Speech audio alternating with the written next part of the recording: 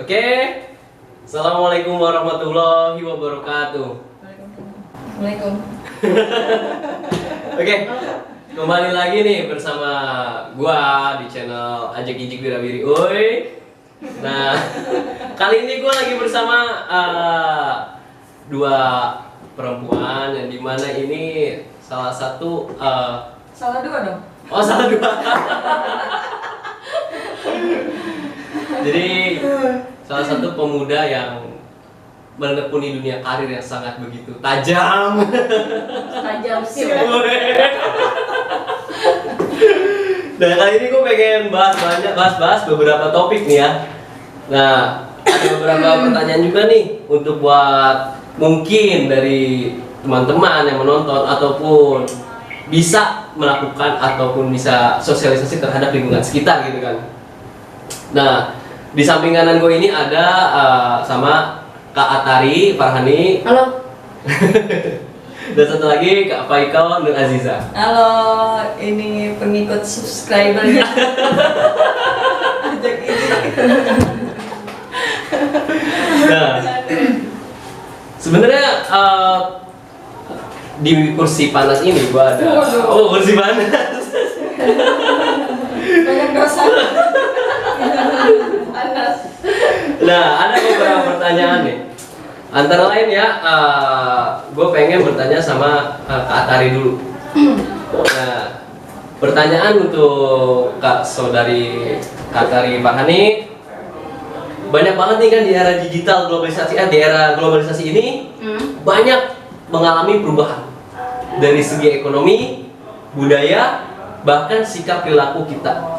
Nah, bagaimana tuh cara kita menyikapi dan mengikuti alur di zaman era globalisasi seperti ini?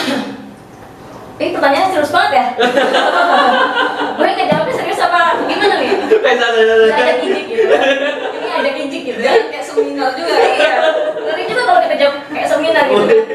Channelnya ajak kijik gitu kan. Berarti jawabnya juga harus ajak kijik. Ajak kijik. Nanti subscribernya dapat sertifikat kan? Wih, sertifikat vaksin. Aduh. Ayo, diperbolehkan untuk Ya. menjawab. Gue jawab santai aja ya. Iya, santai. Ya, kita ngobrol biasa sebenarnya. Oke. Ya, berbicara masalah arus globalisasi gitu ya. Ini kita memang sudah memasuki era globalisasi di abad 21 yang luar biasa ya.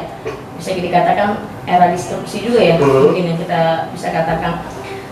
Tapi lagi-lagi yang pertama, kita nggak bisa mungkiri kehadiran sebuah era globalisasi yang mana notabene memang sebuah perkembangan luar biasa, perubahan yang sangat luar biasa terjadi baik dari segi ekonomi, tadi kan sosial, budaya, bahkan sampai berbicara masalah mengenai perilaku gitu, perilaku manusia. Iya. Kalau dulu dalam bukunya Toffler gitu kan, kita punya ada 3 zaman, 3 gitu kan. Yang pertama kita mengalami era apa namanya, ada 3 era gitu kan. Nah, era ketiga ini nih sebenarnya sedang kita alami, yang namanya era kemajuan perkembangan teknologi yang biasa kita sebut dengan era globalisasi. Karena era globalisasi ini selalu diikuti dengan yang namanya perkembangan dan kemajuan teknologi yang luar biasa, gitu kan. Kalau saya bilang, karena saya hukum ruang angkasa, sahabat ruang angkasa saya. Jadi maksudnya ada hukum orang angkasa, jadi di angkasa gitu, di angkasa. Artinya teknologi ini semakin luar biasa pesat gitu Oh, kan. jadi Semua semakin negara itu bertumbuh ya. iya, semua negara dimanapun di dunia ini nggak bisa menghindari namanya globalisasi gitu kan. Dari sisi ekonomi, sosial, budaya, bahkan perilaku, termasuk pemuda. Karena ini kita pemuda ya, berarti kita bicara masalah pemudanya. Bagaimana pemuda pada akhirnya menghadapi sebuah era globalisasi yang dampaknya luar biasa gitu. Kita nggak bisa pungkiri kehadiran globalisasi membawa dampak positif dan negatif. Itu yang harus kita pahami dulu. Dampak negatif bagi kaum muda memang juga nggak bisa dipungkiri. Tinggal bagaimana kita bisa bisa mengatasi sisi-sisi negatif itu dengan cara kita sendiri, gitu kan. Kita nggak bisa pungkiri itu. Yang pertama, kita memang nggak bisa pungkiri itu, tapi kita bisa menghalau itu semua dari pribadi kita sendiri, dari sisi pergaulan, dari sisi bagaimana pemanfaatan teknologi informasi yang luar biasa. Makanya ada istilah hoax gitu kan, yang menyebar luar biasa di era globalisasi ini gitu, dengan pemanfaatan teknologi. Kadang di era globalisasi ini juga pemuda nggak bisa menghindari namanya pergaulan luar biasa, pergaulan bebas gitu kan. Dengan adanya sebuah pemanfaatan teknologi, kita ada sebuah istilah pornografi juga masuk. Iya, kan. betul banget itu. Pornografi luar biasa merambah kaum muda juga, kita nggak bisa hindari juga. Artinya itu semua dampak negatif yang memang ada, tapi bagaimana cara kita perlu untuk menghindari gitu kan. Tapi di sisi lain dampak globalisasi ini juga membawa pengaruh positif khususnya buat anak muda gitu kan. Yang pertama, kita bisa mengenal sebuah kemajuan perkembangan teknologi informasi gitu kan. Seluruh informasi di dunia manapun kita bisa tahu lewat yang namanya media sosial. Itu dampak positif gitu kan. Tapi bagaimana penggunaan kita aja sebenarnya. Dari kita yang menggunakan, apakah perkembangan dan kemajuan daripada teknologi itu kita menggunakan sesuatu hal yang menjadi negatif, ataukah kita pilih menjadi sesuatu hal yang positif kan, seperti itu gitu kan. Artinya sebagai pemuda di era globalisasi, kita juga perlu menjadikan diri kita sebuah apa ya, lingkar belajar, circle community, tapi yang positif kayak gitu kan. Kita tinggal memilih mau yang negatif atau yang mau positif, tapi kita perlu menjadikan circle community kita yang positif kayak gitu. Makanya kalau gue sama Faiko kan, kita menggunakan sebuah arus globalisasi, memanfaatkan sebuah kemajuan perkembangan teknologi dari sisi sosial, dari sisi pergaulan, dari sisi hal apapun, kita ke arah positif gitu kan. Misalkan kita membentuk sebuah lembaga dengan pemanfaatan sebuah teknologi gitu kan, dalam informasikan yang namanya hukum, karena kita berfokus pada hukum, maka kita mengedukasi masyarakat dengan adanya kemajuan teknologi di era sekarang ya lewat sebuah konten-konten positif gitu kan. Artinya kita membumikan hukum ke masyarakat lewat pemanfaatan teknologi, itu kan positif gitu kan. Nah makanya lagi-lagi kembali ke diri kita, apakah kita mau masuk ke dalam circle community yang positif kan negatif dengan adanya kemajuan daripada teknologi, baik mau di bidang ekonomi, sosial, dan budaya gitu. Karena kita berbicara pemuda, maka ya itu tadi dampaknya kepada pemuda gitu, tinggal kita memilih aja. Tapi kalau bagi negara, tentu ini menjadi suatu perkembangan yang luar biasa gitu kan. Negara manapun nggak bisa menghindari yang namanya kemajuan arus globalisasi gitu kan. Kalau cakupannya negara, ya ada sisi positif dan negatifnya, dan itu juga nggak bisa dihindari. Tinggal bagaimana negara mampu berperan dalam meminimalisir segala kemungkinan dampak negatif yang terjadi dari adanya perkembangan arus globalisasi kayak gitu. Apalagi kita masih adanya ketimpangan sosial yang cukup tinggi. Ini kan salah satu dampak juga, ketimpangan sosial yang tinggi yang ada di Indonesia, di masyarakat kita. Ini kan adanya perkembangan arus globalisasi antara masyarakat desa dengan masyarakat kota tentu berbeda gitu kan. Ada stratifikasi sosial yang tinggi pada akhirnya kan, ada sekat-sekat tinggi yang menjulang gitu dengan adanya arus globalisasi ini. Orang kota udah lebih mengetahui masalah pemanfaatan teknologi, orang desa bagaimana cara menggunakannya kan, seperti itu. Tapi lagi-lagi sekarang kita juga melihat dengan adanya dampak arus globalisasi ini, perkembangan teknologi pada akhirnya masuk ke semua lini masyarakat gitu. Di desaku sekarang sudah ada sinyal gitu kan, dan lumayan gitu kan, sudah bisa mengakses informasi. Ini kan dampak positif juga sebenarnya bagi negara, khususnya masyarakat kita, untuk bisa mengakses informasi dari sisi pemanfaatan teknologi informasi itu yang sudah masuk dan mulai berkembang gitu ke semua lingkup masyarakat. Ya lagi-lagi berbicara masalah globalisasi, itu nggak terlepas dari adanya pemanfaatan dan penggunaan informasi teknologi yang memang secara masif dan berdampak baik positif atau negatif. Lagi-lagi tergantung bagaimana kita yang menggunakan atau memanfaatkan daripada teknologi tersebut gitu. Karena yang namanya yang tadi saya bilang tadi, arus globalisasi ini nggak bisa kita hindari, tapi bagaimana cara kita untuk memanfaatkan daripada dampak arus globalisasi ini secara positif. Udah itu aja poinnya sebenarnya. Nah, dari tadi kan ini ya bicara masalah dari jatuhnya ke budaya lah ya. Nah, kan banyak banget nih Kak, Wan, pertanyaan lagi nih ya. Oke, bahasa campur lah kita ya, Wan, pertanyaan. Jadi blaster kita. Nah, Wan, pertanyaan lagi, kita masalah bicara perilaku nih ya. Kan sebenarnya kalau kita lihat langsung secara realistis aja ya, itu kan di regulasi ini dari segi perilaku tuh lebih banyak dampak buruknya. Kalau dari contoh kayak maaf aja ya, mungkin akibat dampak menonton pornografi itu kan akan mendapatkan efek yang sangat negatif ya. Terus juga banyak sekali kan di era globalisasi ini yang apa ya namanya ya kita sebut itu attitude-nya jauh banget ya. Dari segi attitude bukan hanya ke orang lain, bahkan ke orang tua pun di era globalisasi ini sangat berubah jauh. Nah itu untuk cara menyikapi perilaku di era globalisasi ini gimana tuh Kak? Maksudnya agar kita bisa menyeimbangi lah di zaman ini.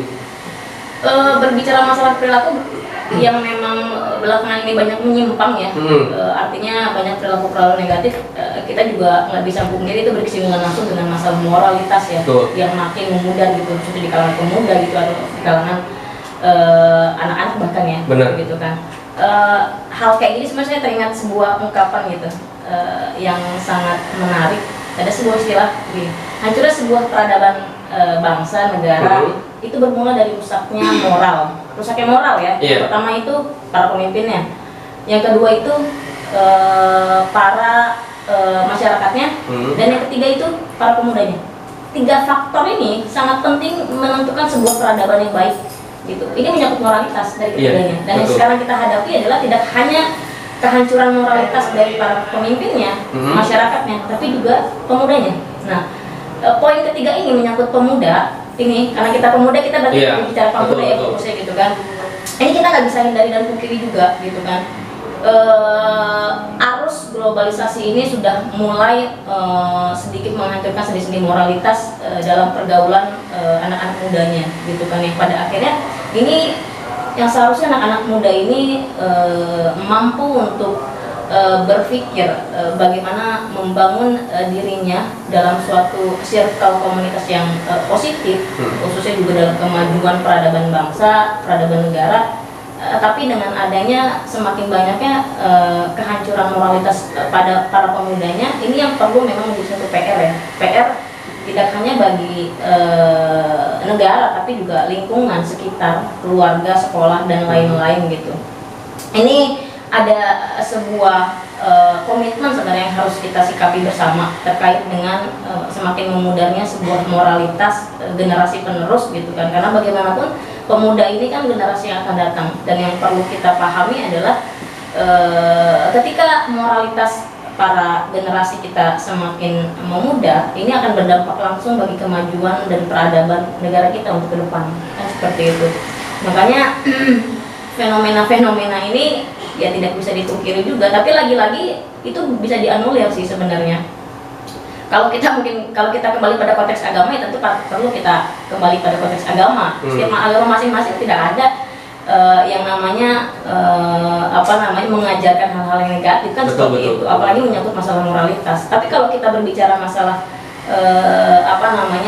bagaimana tanggung jawab dan peran, ya semua punya peran, semua punya tanggung jawab, tidak hanya negara, tidak hanya pemerintah, tapi juga dari luar lingkup masyarakat, bahkan sampai keluarga terkecil, lingkungan pergaulan itu yang perlu dijaga sih sebenarnya. Nah, anak muda sekarang kan kadang tidak menjaga dari segi pergaulan. Iya, betul, Pak. Setuju. Mereka nggak bisa mereka nggak bisa memilah-milih mana yang harus mereka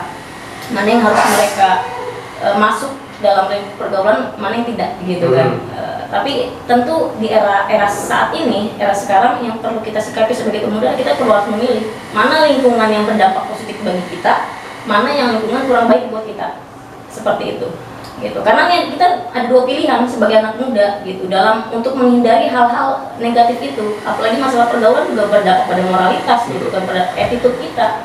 Itu pada akhirnya kita harus memilih apakah kita mau pada lingkungan atau circle yang negatif atau positif gitu. Lagi-lagi tergantung pribadi kita untuk bisa memilih kedua hal tersebut kayak gitu.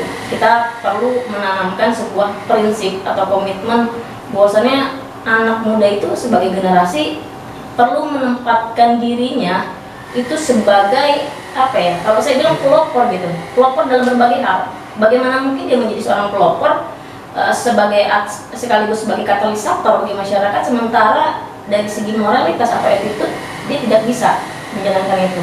Nah ini yang perlu itu juga, karena menyangkut masalah moralitas, masalah attitude itu menyangkut pribadi. Diri kita hanya diri kita yang bisa membenahi itu, orang lain nggak bisa kan. Betul. Kesadaran diri kita, makanya saya bilang kita perlu kita perlu memilih circle mana yang mau kita pilih gitu antara dua hal ini. Apakah circle yang positif kah atau circle negatif kah? Tinggal kita sendiri yang bisa menentukan itu. Seperti itu sih pandangan saya. Ya, terima kasih nih buat Kak Atari nih. Terus kita juga masih ada satu question juga nih untuk Kak Fai nih ya. Buat Kak Fai nih ya, ini sebenarnya nggak jauh sih dari pertanyaan yang pertama tadi ya. Nah kan, tapi ini lebih ke mengenai era digitalnya. Nggak beda jauh ya, globalisasi ke era digital. Nah, kita tuh kan banyak banget nih, ya nggak jauh tadi tentang negatif karakteristiknya banyak juga tuh ya, banyak. Dan gimana kita mengubah negatif karakteristik itu dan memanfaatkan era digital ini ya, di zaman era globalisasi yang begitu cepat banget perubahannya. Cara menyikapinya, terus cara menyeimbangi situasi di era digital dan era globalisasi. Ya, menurut saya ya adanya teknologi ya, digitalisasi dan sebagainya itu sebuah keniscayaan. Artinya hal itu ya tidak bisa kita hindari gitu. Nah, ketika smartphone gitu ya pertama kali keluar itu berpengaruh besar gitu kepada perilaku, kemudian dampak sosial ya. Terhadap umat manusia. Jadi menurut saya smartphone ini ya bukan HP-nya yang smart gitu loh. Terus apanya yang smart? Penggunanya. Jadi smartphone for smart people itu lebih tepatnya gitu kan. Dalam artian kita ini sebagai pengendali apa yang ada di phone digital, karena gini loh karakteristik digital ini akan semakin cepat dan berubah dengan secara dinamis gitu. Sekarang Facebook sudah berbicara dunia digital dalam artian kita punya tangan di dalam digital, kita hidup dalam kehidupan digital yang disebut dengan metaverse gitu loh. Udah mengarah kepada arah sana gitu kan. Dalam artian ini sesuatu hal yang tidak bisa kita hindari gitu. Nah makanya sebenarnya cara menyikapi daripada adanya digitalisasi itu kalau dalam filsafat Stoikoisme itu ada dua hal. Yang pertama faktor internal, yang kedua faktor eksternal. Nah faktor internal inilah yang sangat berpengaruh gitu, yang sangat menentukan apakah misalnya kita bisa menjadi seseorang bijaksana atau tidak gitu. Nah, faktor eksternal ini yang seringkali mungkin berdampak pada faktor internal. Jadi lagi-lagi faktor internal ini menjadi pengaruh ya. Apakah misalnya faktor internal itu bisa disikapi oleh internal kita atau tidak gitu. Karena kalau kita berbicara masuk ke dunia digital, kita lihat chat aja ya, padahal biasa aja tuh responnya. Tapi kita menganggap dia marah atau apa. Nah, itu faktor internal kita yang menyikapi adanya faktor eksternal yang saya maksud di filsafat Stoikoisme tadi. Nah itulah makanya ya sebenarnya simple aja gitu. Bagaimana kita bijaksana dalam menanggapi atau menyikapi hal-hal yang ada dalam dunia digital gitu. Nah terus bagaimana dengan orang-orang yang mungkin secara usia belum bisa stabil emosinya gitu kan. Nah kalau misalnya itu adalah ya kita sebenarnya perlu banyak sharing, karena lagi-lagi kan kalau orang-orang anak-anak muda ini secara ego tuh belum stabil. Sehingga ketika dia sharing di situ suka kalau sharing kita kan kalau anak-anak muda nih kalau sharing itu bisa menjadi satu forum yang bisa menyelesaikan masalah yang terjadi di dalam dirinya gitu. Nah pun kalau anak-anak kecil dalam mengkonsumsi apa yang ada di dalam smartphone ini, menyikapi digitalisasi ini perlu peran daripada orang tua. Orang tua itu menjadi faktor utama dalam mengendalikan perilaku anaknya. Kan ada nih anak-anak yang sekarang tuh YouTube aja dari 6 jam, 12 jam gitu kan. Itu emang realistis aja gitu itu. Makanya sebenarnya kita nggak bisa menghindari anak zaman sekarang dengan anak-anak ketika kita dulu itu nggak bisa diperlakukan secara sama gitu. Betul. Kita harus mengenalkan anak-anak kita dengan smartphone, dengan digital, ya kan? Karena memang itu eranya mereka gitu. Tapi bagaimana kita sebagai orang tua, sebagai orang dewasa gitu kan? Ya ketika kita punya anak atau keponakan atau apa, ya kita membantu gitu. Bagaimana digitalisasi ini tidak mempengaruhi dia secara emosi, karena secara emosional anak-anak itu lebih besar terpengaruh oleh YouTube gitu. Anak-anak zaman sekarang bahasa gaul, anak-anak kecil sekarang ya itu dari YouTube semua. Apa tuh bahasa gaul contohnya gimana tuh? Ngopi. Terus anak kecil sekarang udah bisa ngomong-ngomong begitu tuh. Ngopi. Makanya jadi sebenarnya itu kan pengaruh besarnya adalah di dalam digital. Nah makanya secara usia kita harus mengklasifikasikan. Kalau orang-orang kayak kita mungkin lebih besar pengaruhnya internal kita sendiri. Bagaimana kita menyikapi hal-hal yang ada digitalisasi, bagaimana kita menjadi smart people gitu kan untuk mengendalikan smartphone seperti itu. Pun kalau misalnya usia-usia yang seperti anak-anak itu peran anak besar justru, faktor eksternalnya justru yang lebih besar daripada internalnya. Karena secara usia, secara emosional mereka belum bisa mengendalikan itu gitu, kayak gitu sih. Mungkin ya Kak Tari juga bisa sharing-sharing mengenai itu gitu kan. Karena keponakan ini banyak juga Berapa mau yang masih kecil-kecil dan gaul-gaul juga. Ya kita bahas era digital nih kan. Iya. Ada tuh sampai ada yang bilang tadi kan bilang kalau chat kadang biasa aja disangka karena. Iya. Nah itu kalau yang di chat romantis tiba-tiba baper gimana tuh? Ya itu lagi-lagi. Kayak sering ya? Enggak dong. Kalau kayak sering nih. Kayaknya ngapain ya sering Ya kayak sering di chat begitu, cuma ya kita apa sih ya biasa lah kita menganggapnya ya laki-laki mungkin seperti ini gitu. Oh gimana nih? Laki-laki seperti apa nih? Enggak apa gitu ya? Enggak lah. Ya itu makanya kita how to be Tapi smart pernah lah ya? people gitu. Ya. Sering. Ya, maksudnya kan itu respon itu kan tergantung kita kan. Apakah misalnya kita menanggapinya serius atau tidak kan? Kan kita jangan sampai ketika ada chat-chat yang seperti itu ya kita menganggapnya apa sehingga baper gitu kan. Nggak bisa tidur lah itu. Tapi ada loh Kak, jadi kita ada cowok bahasanya ngechat ataupun sebaliknya ngechat romantis lah ngebaperin, kita udah jawab respon biasa aja lah ya, tapi tetap si itu kena baper lah. Kan sering tuh kejadian juga kayak apalagi zaman sekarang kan dikit-dikit kalau baper update story. Perempuan atau laki-laki? Ya kebanyakan Sebenarnya laki-laki sama perempuan susah dibedain sih sebenarnya. Tergantung lagi kayak individunya sih sebenarnya. Iya, sebenarnya tergantung daripada individunya. Jadi sebenarnya sih memang apalagi kita masuk ke dalam dunia metaverse itu ya.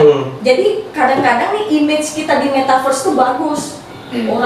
Orang melihat kita tuh orang kaya, punya tanah gini-gini, tapi sebenarnya secara faktanya dan itu yang terjadi di saat ini gitu. Sebelum masuk metaverse ya, orang pakai filter cantik tanpa jerawat gitu ya.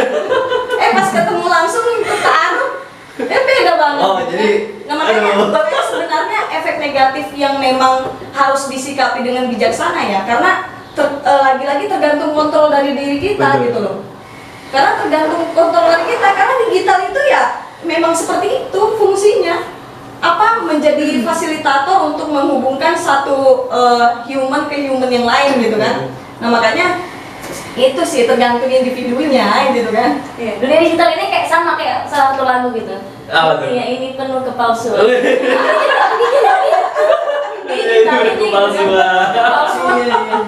Ada nggak sih? Ada, tapi pasti ada ya. Tapi kan rata-rata menampilkan sesuatu hal yang orang melihat itu, wih gila gitu, keren banget atau apa gitu kan, atau cantik banget atau ganteng banget gitu kan. Tapi realita atau fakta kenyataan nggak demikian kan, karena seperti itu yang kadang mungkin saya nggak tahu ya apakah itu mungkin di satu sisi bermanfaat buat orang tersebut, tapi memiliki apa ya, jadi nggak memiliki kebermanfaatan buat orang lain gitu.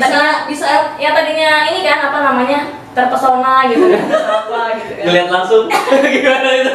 bisa digugat pasal penipuan nggak? Tapi gue pernah waktu gue jalan keluar kota, naik mobil kan, gue ngeliat, wih bodinya sama teman-teman gue cowok, gila tuh mantep banget. Lihat depannya apa cowok? Banci. Soalnya sekarang banyak banget. Kayak maaf aja ya, banci-banci itu kan dari belakang kayaknya. Sekarang aja, Wah. di media kan laki-laki juga ini kan kayak Sulit dibedakan. mulai Malah gemes dia gitu. pada prinsipnya ingin diakui dimanapun. Betul, Ya kan betul. termasuk dalam dunia digital pada akhirnya menjadi suatu hal yang bisa dimanfaatkan oleh segelintir orang untuk mendapatkan sebuah pengakuan gitu.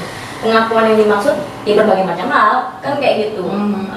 Ada yang memang efeknya positif, ada yang pada akhirnya menjadi suatu hal yang negatif gitu. Tapi makanya saya bilang kembali lagi siapa penggunanya gitu. Apa tujuan dia untuk menggunakan suatu media sosial gitu kan? Media sosial apakah untuk bisnis ataukah untuk memang karena dia artis? Wajar kalau dia memang selalu share hal yang sifatnya mungkin mengendorse segala macam kayak gitu. Atau kayak Rizky nih misalnya di YouTube kan, berarti kan udah jadi konten kreator, YouTuber gitu kan?